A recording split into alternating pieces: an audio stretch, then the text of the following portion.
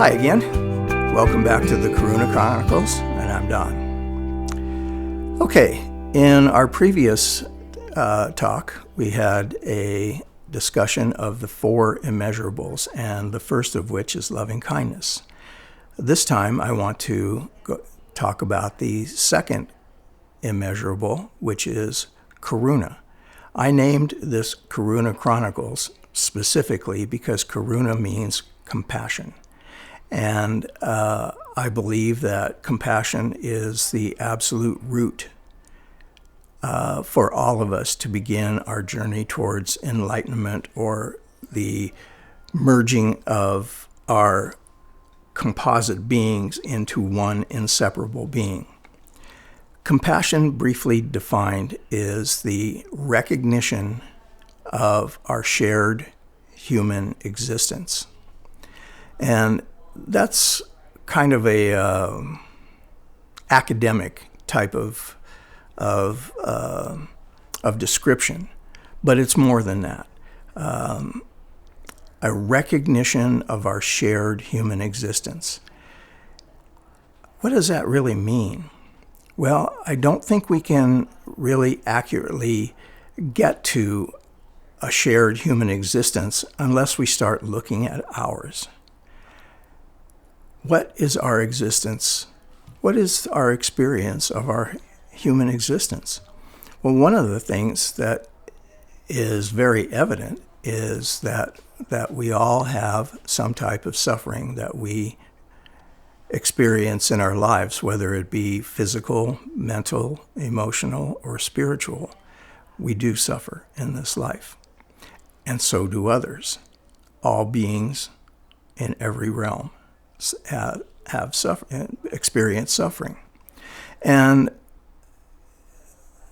that is one aspect of our shared human existence. Now, you may look at it and say, well, that's a pretty negative aspect, when another aspect of our shared human existence is perfect love. But remember, we're composite beings. The shared part of our human existence that involves suffering is one that is impermanent, that we create. And through the creation of things, or of suffering, we're actively involved in making choices that are basically rooted in the ignorance of not knowing what this choice really means, and the effects of this choice really is going to be. So if we tell an innocent white lie to someone, and that lie is interpreted by them as something harmful and a breach of loving kindness, then we have done something that we can change. Through wisdom, we can see that, oh my gosh, I said something to this person, and the look on their face tells me that I was negligent in basic human kindness, basic loving kindness, and it showed right in their reaction.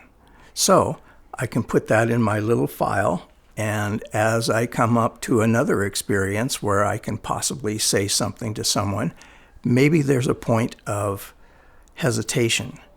Is this going to cause someone harm? And if it does, I can remember, or if you think it will, you can remember the look on that person's face the last time a situation like this came up, and realize, wow, I don't want to do this because I caused them suffering, and I caused myself suffering because I saw their reaction, and it hurt me in my heart to have done that to someone else. This is what the basis of compassion really is.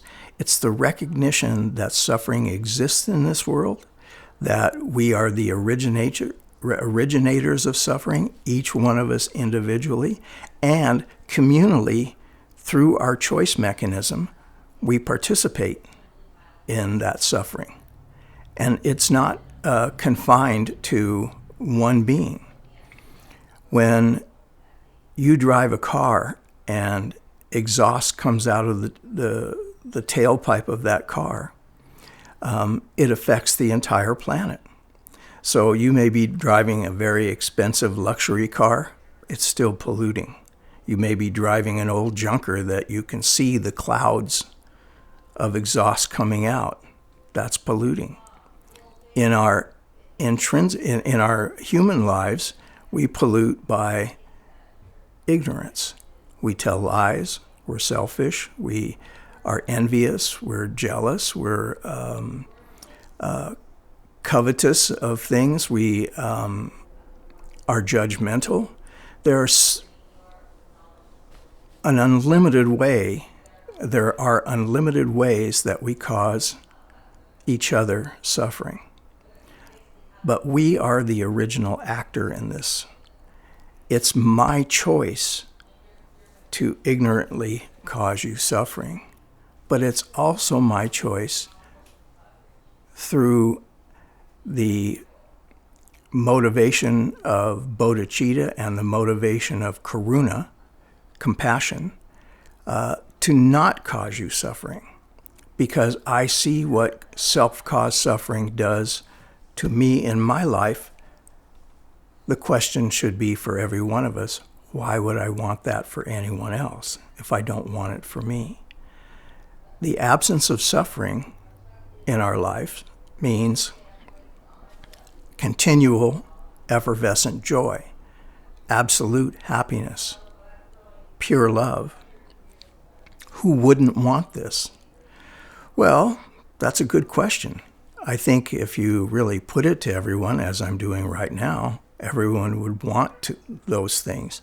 But those things, while they're within us in an immutable, unchangeable, perfect mode, we don't choose to access them all the time. And this is where compassion comes in. As we see what our activity is with others, if it causes them suffering, and as we see the self-caused suffering of other beings in this world, then the compassion that is innate within us rises up and produces love, loving kindness, wisdom, generosity, and so on to counterbalance this. And the actuality of these things coming through us as motivational and as actual helps with the suffering of others that they cause. It helps with our own suffering because we start to look at our choices much more carefully and start eliminating the ones that cause suffering and utilizing the ones that don't. So compassion truly is the wish for everyone to be free of suffering. But first of all, it's the recognition that we all suffer.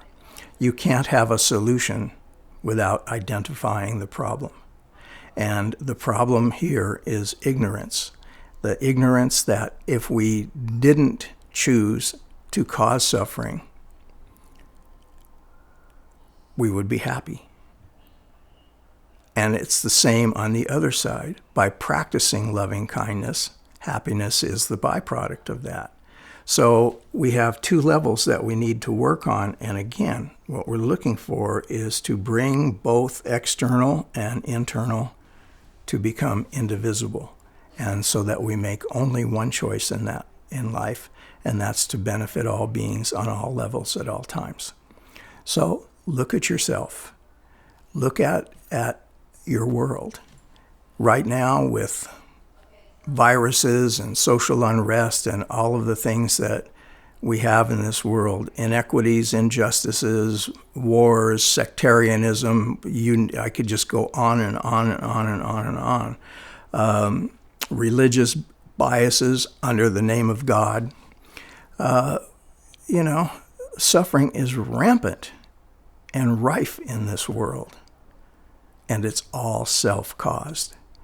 If you subscribe to a ideology or an ism or just your own self on the pathway of selfishness, external selfishness, then you're part of the problem and not part of the answer. practice compassion, recognition that everyone suffers, and practice bodhicitta, the enlightened attitude that we will do everything in our power as individuals to eliminate suffering, from causing it to experiencing it. Thank you very much. And,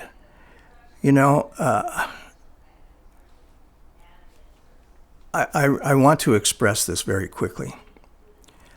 I'm not anybody special, and I really am not asking you to take my words as any kind of truth, because you have truth within you.